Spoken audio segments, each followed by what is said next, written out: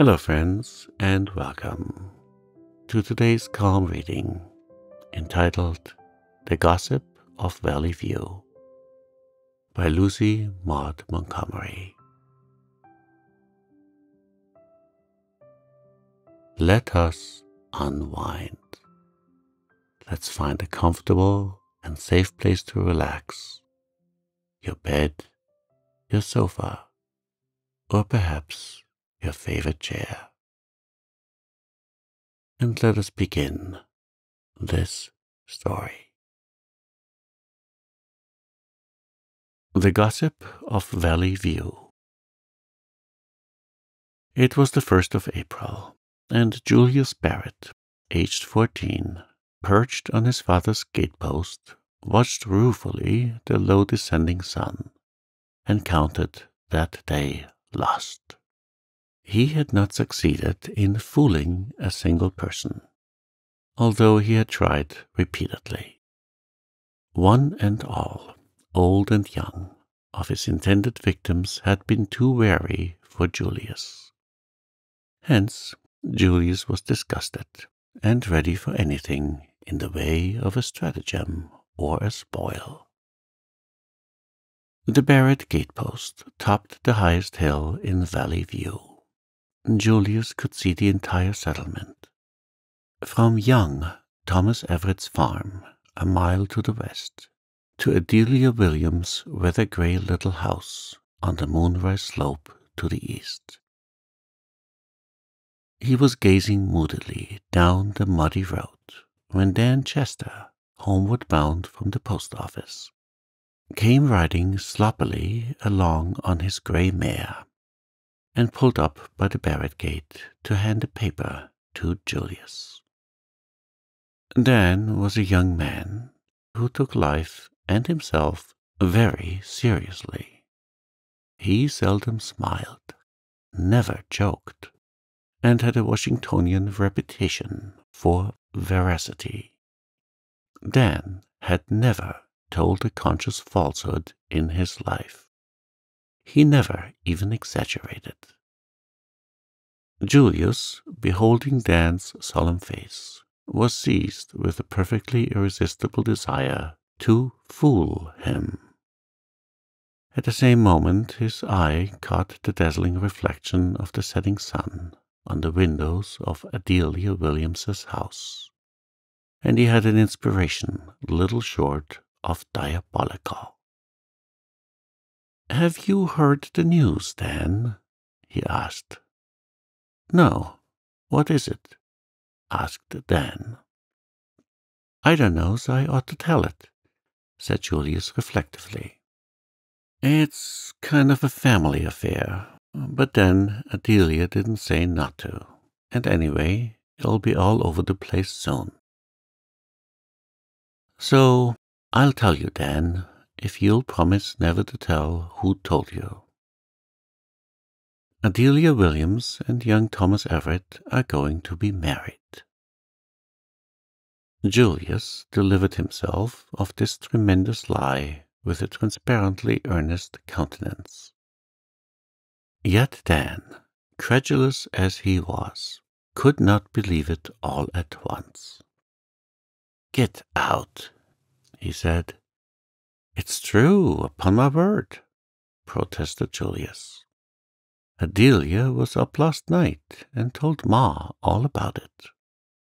Ma's her cousin, you know. The wedding is to be in June, and Adelia asked Ma to help her get her quilts and things ready." Julius reeled all this off so glibly that Dan finally believed the story, despite the fact that the people thus coupled together in prospective matrimony were the very last people in Valley View who could have been expected to marry each other. Young Thomas was a confirmed bachelor of 50, and Adelia Williams was 40. They were not supposed to be even well acquainted, as the Everetts and the Williamses had never been very friendly, although no open feud existed between them. Nevertheless, in view of Julius's circumstantial statements, the amazing news must be true, and Dan was instantly agog to carry it further. Julius watched Dan and the grey mare out of sight, fairly writhing with ecstasy. Oh, but Dan had been easy. The story would be all over Valley View in 24 hours. Julius laughed until he came near to falling off the gatepost. At this point, Julius and Danny drop out of our story, and young Thomas enters. It was 2 days later when young Thomas heard that he was to be married to Adelia Williams in June. Eben Clark, the blacksmith, told him when he went to the forge to get his horse shod. Young Thomas laughed his big jolly laugh. Valley View gossip had been marrying him off for the last 30 years, although never before to Adelia Williams. "It's news to me," he said tolerantly. Eben grinned broadly. "Ah, you can't buff it off like that, Tom," he said. "The news came too straight this time." "Well, I was glad to hear it, although I was mighty surprised. I never thought of you and Adelia. But she's a fine little woman, and will make you a capital wife." Young Thomas grunted and drove away. He had a good deal of business to do that day, involving calls at various places. The store for molasses, the mill for flour, Jim Bentley's for seed grain, the doctor's for toothache drops for his housekeeper, the post office for mail, and at each and every place he was joked about his approaching marriage. In the end, it rather annoyed young Thomas. He drove home at last in what was for him something of a temper. How on earth had that fool's story started? With such detailed circumstantiality of rugs and quilts, too. Adelia Williams must be going to marry somebody, and the Valley View gossip, unable to locate the man, had guessed young Thomas. When he reached home, tired, mud-bespattered, and hungry, his housekeeper, who was also his hired man's wife, asked him if it was true that he was going to be married. Young Thomas, taking in at a glance the ill-prepared, half-cold supper on the table, felt more annoyed than ever, and said it wasn't, with a strong expression, not quite an oath, for young Thomas never swore, unless swearing was as much a matter of intonation as of words. Mrs. Dunn sighed, patted her svelte face, and said she was sorry. She had hoped it was true, for her man had decided to go west. They were to go in a month's time. Young Thomas sat down to his supper, with the prospect of having to look up another housekeeper and hired man before planting to destroy his appetite. Next day, 3 people who came to see young Thomas on business congratulated him on his approaching marriage. Young Thomas, who had recovered his usual good humor, merely laughed. There was no use in being too earnest in denial, he thought. He knew that his unusual fit of petulance with his housekeeper had only convinced her that the story was true. It would die away in time, as other similar stories had died, he thought. Valley View gossip was imaginative. Young Thomas looked rather serious, however, when the minister and his wife called that evening and referred to the report. Young Thomas gravely said that it was unfounded, The minister looked graver still and said he was sorry. He had hoped it was true. His wife glanced significantly about young Thomas's big, untidy sitting room, where there were cobwebs on the ceiling, and fluff in the corners, and dust on the mop-board, and said nothing, but looked volumes. "Dang it all," said young Thomas as they drove away. "They'll marry me yet in spite of myself." The gossip made him think about Adelia Williams. He had never thought about her before. He was barely acquainted with her. Now he remembered that she was a plump, jolly-looking little woman, noted for being a good housekeeper. Then young Thomas groaned, remembering that he must start out looking for a housekeeper soon, and housekeepers were not easily found, as young Thomas had discovered several times since his mother's death 10 years before.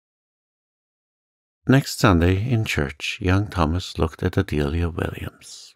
He caught Adelia looking at him. Adelia blushed and looked guiltily away. "Dang it all," reflected young Thomas, forgetting that he was in church. "I suppose she has heard that fool story too. I'd like to know the person who started it, man or woman. I'd punch their head." Nevertheless, young Thomas went on looking at Adelia by fits and starts. Although he did not again catch Adelia looking at him, he noticed that she had round rosy cheeks and twinkling brown eyes. She did not look like an old maid, and young Thomas wondered that she had been allowed to become one. Sarah Barnett, now, to whom report had married him a year ago, looked like a dried sour apple. For the next 4 weeks, the story haunted young Thomas like a spectre. Down it would not. Everywhere he went he was joked about it. It gathered fresh detail every week. Adelia was getting her clothes ready. She was to be married in seal brown cashmere. Winnie Lawrence at the Valley Center was making it for her. She had got a new hat with a long ostrich plume. Some said white, some said gray. Young Thomas kept wondering who the man could be, for he was convinced that Adelia was going to marry somebody. More than that, once he caught himself wondering enviously. Adelia was a nice-looking woman, and he had not, so far, heard of any probable housekeeper. "Dang it all," said young Thomas to himself in desperation. "I wouldn't care if it was true." His married sister from Carlisle heard the story and came over to investigate. Young Thomas denied it shortly, and his sister scolded. She had devoutly hoped it was true, she said, and it would have been a great weight off her mind. "This house is in a disgraceful condition, Thomas," she said severely. "It would break Mother's heart if she could rise out of her grave to see it. And Adelia Williams is a perfect housekeeper." "You didn't use to think so much of the Williams crowd," said young Thomas dryly. "Oh, some of them don't amount to much," admitted Maria. "But Adelia is all right." Catching sight of an odd look on young Thomas's face, she added hastily, "Thomas Everett, I believe it's true after all. Now, is it? For mercy's sake, don't be so sly. You might tell me, your own and only sister, if it is." "Oh, shut up," was young Thomas's unfeeling reply to his own and only sister. Young Thomas told himself that night that Valley View gossip would drive him into an asylum yet if it didn't let up. He also wondered if Adelia was as much persecuted as himself. No doubt she was. He never could catch her eye in church now, but He would have been surprised had he realized how many times he tried to. The climax came the third week in May, when young Thomas, who had been keeping house for himself for 3 weeks, received a letter and an express box from his cousin, Charles Everett, out of Manitoba. Charles and he had been chums in their boyhood. They corresponded occasionally still, although it was 20 years since Charles had gone west. The letter was to congratulate young Thomas on his approaching marriage. Charles had heard of it through some Valley View correspondence of his wife. He was much pleased. He had always liked Adelia, he said, had been an old beau of hers, in fact. Thomas might give her a kiss for him if he liked. He forwarded a wedding present by express and hoped they would be very happy, etc. The present was an elaborate hat-rack of polished buffalo horns, mounted on red plush with an inset mirror. Young Thomas set it up on the kitchen table and scowled moodily at his reflection in the mirror. If wedding presents were beginning to come, it was high time something was done. The matter was past being a joke. This affair of the present would certainly get out. Things always got out in Valley View, dang it all, and he would never hear the last of it. "I'll marry," said young Thomas decisively. "If Adelia Williams won't have me, I'll marry the first woman who will, if it's Sarah Barnett herself." Young Thomas shaved and put on his Sunday suit. As soon as it was safely dark, he hied himself away to Adelia Williams. He felt very doubtful about his reception, but the remembrance of the twinkle in Adelia's brown eyes comforted him. She looked like a woman who had a sense of humor. She might not take him, but she would not feel offended or insulted because he asked her. "Dang it all, though, I hope she will take me," said young Thomas. "I am in for getting married now, and no mistake. And I can't get Adelia out of my head. I've been thinking of her steady ever since that confounded gossip began." When he knocked at Adelia's door, he discovered that his face was wet with perspiration. Adelia opened the door and started when she saw him. Then she turned very red and stiffly asked him in. Young Thomas went in and sat down, wondering if all men felt so horribly uncomfortable when they went courting. Adelia stooped low over the wood box to put a stick of wood in the stove, for the May evening was chilly. Her shoulders were shaking. The shaking grew worse. Suddenly Adelia laughed hysterically, and, sitting down on the wood box, continued to laugh. Young Thomas eyed her with a friendly grin. "Oh, do excuse me," gasped poor Adelia, wiping tears from her eyes. "This is dreadful. I didn't mean to laugh.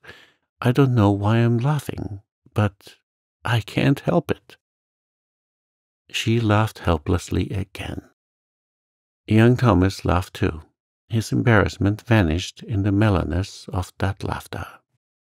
Presently Adelia composed herself and removed from the woodbox to a chair. But there was still a suspicious twitching about the corners of her mouth. "I suppose," said young Thomas, determined to have it over with before the ice could form again.